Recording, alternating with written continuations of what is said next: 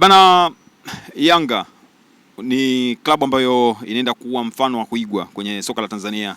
Cha kwanza ambacho nataka niipongeze Yanga ni kuamua kuwekeza kwenye soka la vijana. Na sio vijana tu, hawajaenda under 20 ama under 17. Yanga wameshuka chini zaidi. Wameamua kuanzisha shule ya soka kwa vijana kuanzia umri wa miaka 11 hadi 15.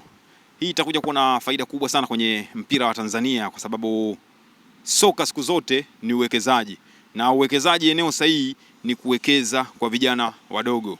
Vijana wadogo ukiwafundisha wakiwa bado wadogo, ama kuanzia huu umri wa miaka 11 hapa hadi 15, wanakuja kuwa wachezaji wakubwa sana kwenye medani ya soka.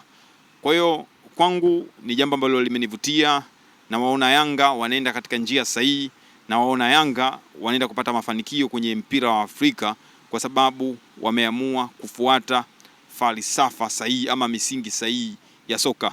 Nilimsikia Engineer Hersi siku moja akifanya mahojiano, alisema target yao ni kutengeneza wachezaji wengi sana, yani kuwa na watu kama kina Mzize wengi sana, kuwa na kina Jobu wengi sana kwenye timu yao.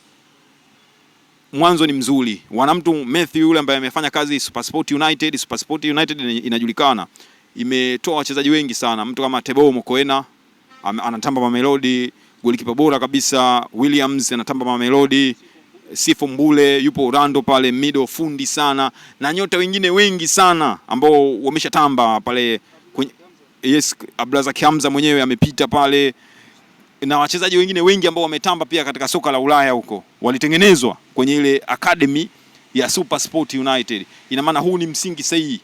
Yanga wanatakiwa wapewe support, na klabu zingine pia zifikirie hii idea ya Yanga. Afu mpira sio bure. Kuna watu wanasema sijui gharama nini, no. Mpira sio bure. Hata kwenye nchi za wenzetu, mfano huyo Piso Mosimane sana akademi yake, watu wanalipia ili kuweza kuingia pale. Yes, Motsepe ana akademi yake, watu wanalipia kuweza kuingia pale. Hakuna bure kwenye mpira. Mpira unatengeneza pesa nyingi, watu wanalipwa pesa nyingi. Sasa ili upate mafanikio ni lazima utoe pesa. Yes, ni lazima utoboke. Bana, kwa wale wakala wa kutengeneza mikeka, bana, tembelea www.pmbet.co.tz. Wakikuuliza promo code andika A669. Jiunge na familia ya wajanja, utakuwa mjanja kama Yanga.